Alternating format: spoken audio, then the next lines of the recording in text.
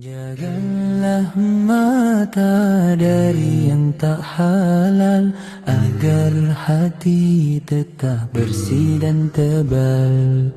Jangan biarkan nafsu menguasai, karena dosa datang dari pandangan yang lalai. Tundukkan mata bila godaan datang, ingat Allah siang, malam dan petang. Karena mata adalah jendela hati, bila terjaga hidup pun lebih berarti. Jagalah mata, jagalah hati, agar langkah tetap diberkahi. Jangan melihat yang membawa dosa, karena iman lebih indah dijaga. Banyak fitnah di depan mata, membuat hati lupa arah cinta.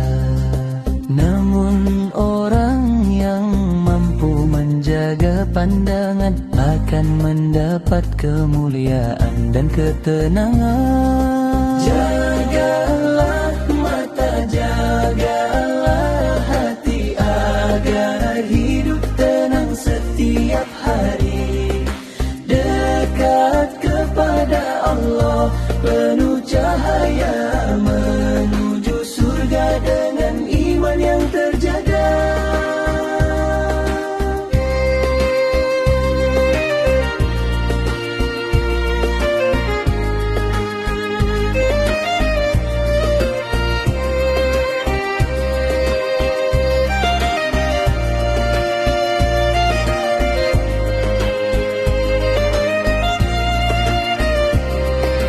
Jagalah mata, jagalah hati, agar langkah tetap diberkahi.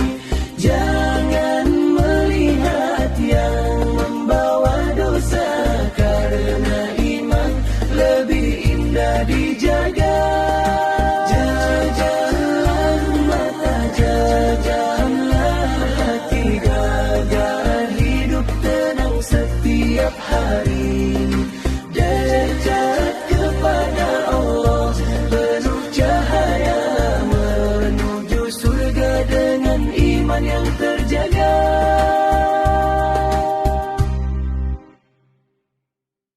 Jaga